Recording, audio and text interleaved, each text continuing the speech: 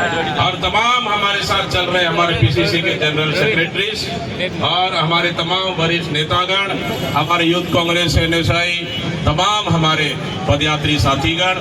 मुझे पता है कोई बिलासपुर से आया है, कोई मुंगेली से आया है, कोई सूरजपुर से आया है, कोई कवर्धा से आया है, कोई जसपुर से आया है, हाँ नवागढ़ से भी है। मतलब प्रदेश के कोना कोना से इस पदयात्रा को सफल बनाने आप लोग आए हो। इस न्याय यात्रा ने हम लोग लेके निकले आदरणीय साथियों। ये न्याय यात्रा है, छत्तीसगढ़ न्याय यात्रा हम लोग लेके निकले हैं।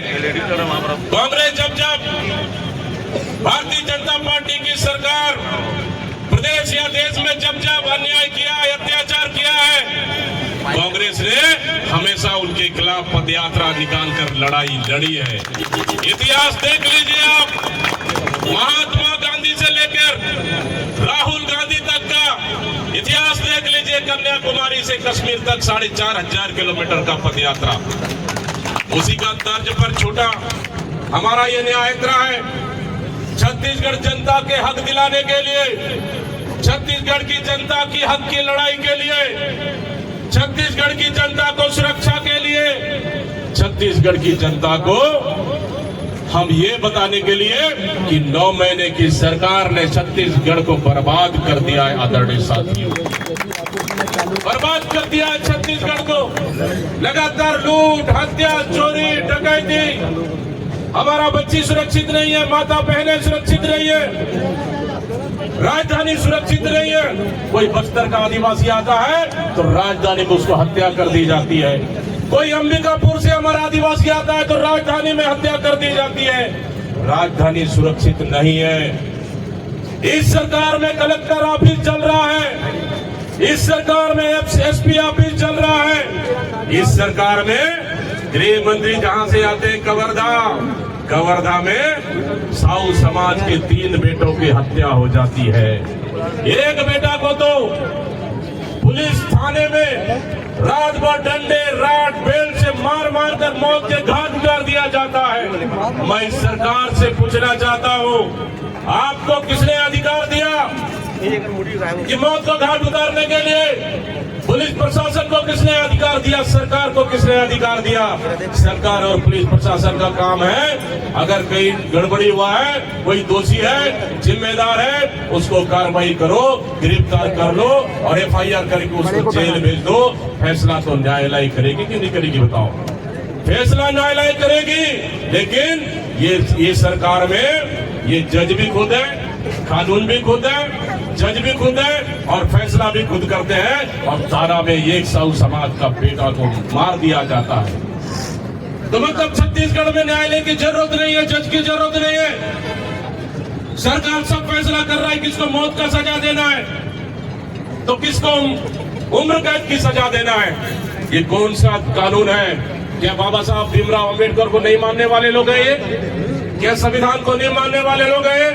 कि छत्तीसगढ़ में 2 तरह का कानून है इस सरकार में। आदरणीय साथियों, इन्हीं सब के खिलाफ हमारी लड़ाई छत्तीसगढ़ न्याय यात्रा के रूप में हम निकाले। मुझे अच्छा से याद है, जब भारतीय जनता पार्टी की सरकार आई है, हमारे ताड़ मेटला जैसे बस्तर में 200 आदिवासियों की घर जला है। जब भारतीय जनता पार्टी की सरकार आई है, ताड़ मेटला में 76 जवानों की हत्या हो जाती है। जब भारतीय जनता पार्टी की सरकार आई है, झीरम घाटी जैसे घटना हुई है, तमाम हमारे कांग्रेस के और पुलिस के जवान को सफाया 32 लोगों को मार दिया जाता है। जब भारतीय जनता पार्टी की सरकार आती है, फिरोजाबाद में कलेक्टर और एसपी ऑफिस चलाया जाता है। आदरणीय साथियों, ये सरकार की नाकामी है। सरकार की नाकामी को छुपाने के लिए निर्दोष सतराम समाज के युवाओं को गिरफ्तार किया गया। उन हमारे कांग्रेस के यूथ कांग्रेस और एनएसआई के जिला अध्यक्ष को गिरफ्तार कर गया, कांग्रेस को विधायक को गिरफ्तार कर दिया गया। क्या इससे कांग्रेस पार्टी डरेगी? सतरामी समाज डरेगा? नहीं डरेगा। अरे हम तो कहते हैं जो अपराधी है उसको सजा दो, जो अपराधी है गिरफ्तार करो, लेकिन अपराधी तो जो निरपराध है वो जेल के अंदर है और जो अपराधी खुलेआम घूम रहे हैं। हम पूछना चाहते हैं, टेंट का व्यवस्था किसने किया? वहां पे भोजन का व्यवस्था किसने किया?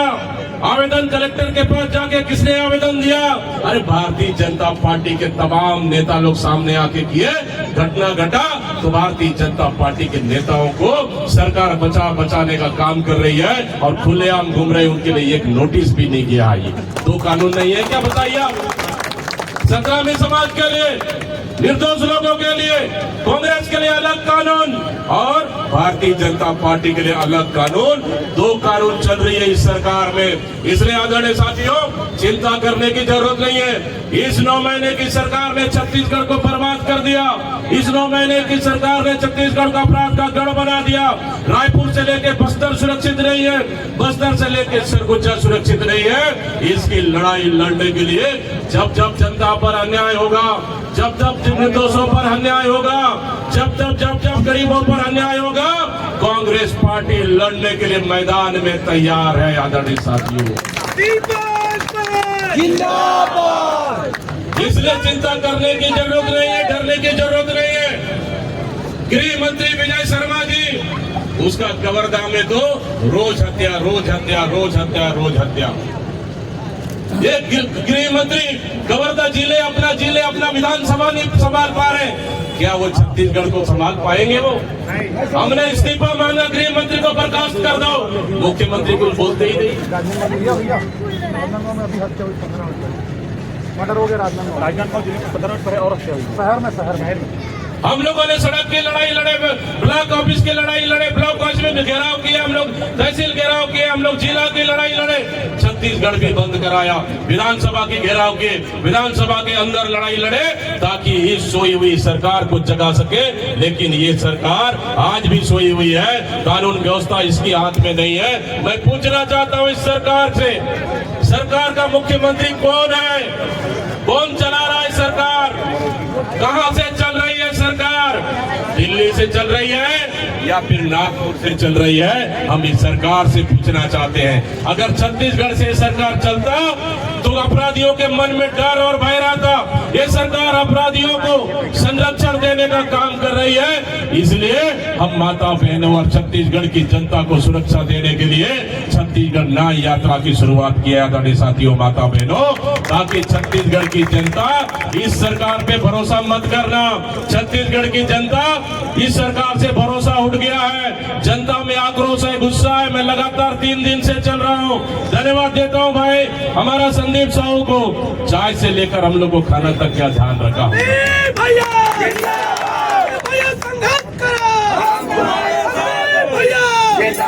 जिला अध्यक्ष और दोनों ने मिलकर बहुत सारे मतलब खूब मेहनत की, दोनों ने मिलकर किसी चीज की पदयात्रियों को कमी नहीं होने दी। लगातार लोगों में उत्साह, लोगों में जोश, पदयात्रा को गांव गांव से देखने मिलने। किसी बहन का आंसू निकल रहा है, हमने पूछा बहन आंसू क्यों निकल रहा है? इसलिए आंसू निकल रहा है कि हमारी लड़ाई के लिए आप लोग निकले हो लड़ने के लिए, ये खुशी का आंसू है। कहा एक बहन ने हमारे रास्ते में। आदरणीय माता बहनों, बहुत बड़ी भारतीय जनता पार्टी को लोग बोलते हैं अरे हम तो सरकार चलाए भी नहीं, 1 साल भी नहीं हुआ, तो कांग्रेस इतना अग्रेसिव क्यों है भाई? कांग्रेस सड़क की लड़ाई क्यों लड़ रही है? हमने कहा जब जब भारतीय जनता पार्टी अत्याचार करेगी, कांग्रेस चाहे 1 साल बचे, 4 साल बचे, चुप नहीं रहने वाली है। हम सड़क की लड़ाई लड़ेंगे। साथियों, चुनाव 4 साल बाकी है, हमें पता है चुनाव 4 साल बाकी है। 4 साल के बाद जब आप उस सरकार को हटाओगे कि नहीं हटाओगे? बताओ, हटाओगे कि नहीं हटाओगे? हटाओगे कि नहीं हटाओगे? इस सरकार में अपना